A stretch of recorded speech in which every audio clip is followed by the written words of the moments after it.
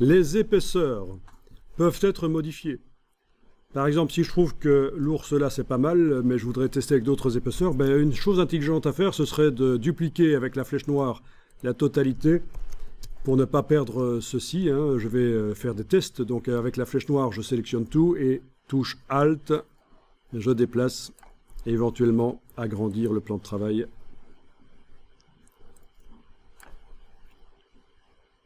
Voilà, je teste une variante de l'ours qui a reçu les broches là.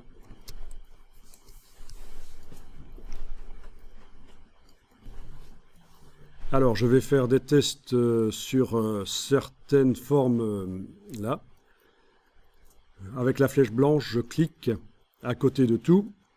Alors, je vous montre deux méthodes pour arriver à sélectionner toutes les broches, sauf celles que j'ai utilisées pour les yeux, le museau et la bouche. Je sélectionne tout, comme ça, j'englobe. Et avec la touche majuscule, je vais cliquer sur les... Et ça ne veut pas marcher. Non, parce qu'il fait ça, il faut que j'utilise la flèche blanche plus, en fait. Oui, parce que la flèche blanche, en fait, c'est pour activer des objets, mais c'est surtout pour activer des points séparés. Donc, je recommence l'opération avec la flèche blanche plus, qui se trouve derrière la flèche blanche. J'englobe la totalité de l'ours, il est totalement sélectionné. Avec la touche majuscule enfoncée, je vais cliquer sur l'œil. Voilà, là ça marche, on arrive à exclure certaines formes. Donc je ne travaille que sur les broches, les autres, mais pas sur les yeux, etc. Et je pourrais même changer la couleur ici, en mettant la case de contour en avant-plan dans la palette des outils, puisqu'on travaille sur le contour. Et en allant dans la palette nuancier, on pourrait même aller mettre une autre couleur que du noir. Du brun par exemple, voilà, ou pour que ce soit bien visible, je vais prendre du vert. Voilà. Donc on voit clairement que les yeux, la bouche et le nez ne sont pas sélectionnés. Ça, c'est une manière de faire la sélection. Là, je vais aller en arrière pour vous montrer l'autre manière de sélectionner. Et ça, vous la connaissez déjà. Voyons un peu ça. Avec la flèche blanche ou flèche blanche plus, j'active une des formes qui contient une broche qui m'intéresse. Et je demande sélection identique. Sélection identique. Alors, est-ce qu'il va... Aspect. On va essayer aspect. Voilà, sélection identique aspect. Il a sélectionné tout dans l'ours, sauf le museau, les yeux et la bouche, parce que ce n'était pas la même broche utilisée. Donc là, vous arrivez, grâce à ça, à sélectionner des traits qui utilisent une certaine broche. C'était sélection identique aspect. Je peux remontrer ici avec les yeux si vous voulez. Je clique sur l'œil tout simplement. Sélection identique aspect. Voilà, ces broches-là sont sélectionnées. Les formes qui utilisent cette broche-là sont sélectionnées. Je recommence ici. Sélection identique aspect.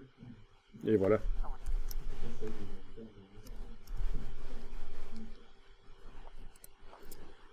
Et là, je peux aller modifier la couleur, bien sûr. Voilà, je vais le mettre en bleu clair, par exemple. Voilà. OK.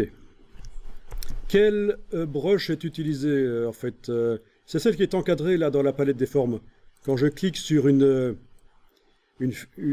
vecteur avec la flèche blanche, puisque j'ai affaire à un groupe, il faut absolument, si je veux activer un seul vecteur, que j'y aille avec autre chose que la flèche noire. Vous voyez que la forme qui est utilisée s'encadre, en fait. Hein. Il y a un cadre qui m'indique que c'est celle-là.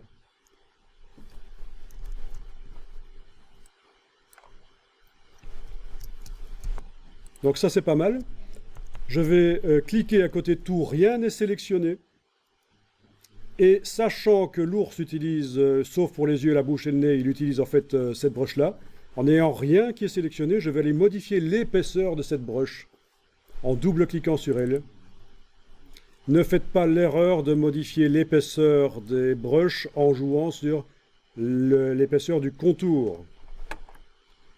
Menu fenêtre, contour, on le trouve là aussi. Non, ça marche pas bien ça. Il faut double-cliquer sur la broche case aperçu. Alors ici, vous avez même la possibilité de changer le sens de la brush, la manière dont elle s'applique. Attendez un peu. Non, bah, ça fait pas grande différence ici le sens. Par contre, l'épaisseur, ça marche. L'épaisseur, on arrive à modifier l'épaisseur ici avec le réglage fixe. Il y a plein d'autres manières de modifier l'épaisseur, par la pression du stylet sur la tablette, par l'inclinaison du stylet sur la tablette, la direction du trait. Mais gardons les choses simples, on va juste jouer sur l'épaisseur fixe. Donc c'est la même brush, mais vous l'épaississez.